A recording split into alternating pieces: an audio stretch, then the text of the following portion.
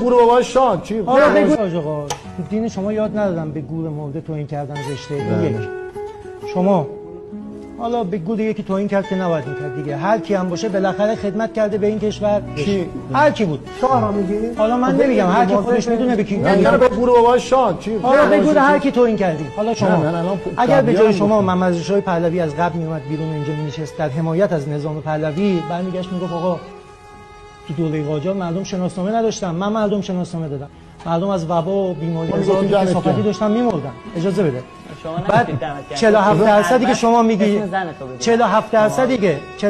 که شما میگی شده 97% و فلان، شما هم برمیگشت میگه آقا قاجار 10% مردم 10% هم نه 5% مکتب خونه یه دونه دانشگاه تو کشورتون نبود. من اومدم اینا رو ساختم.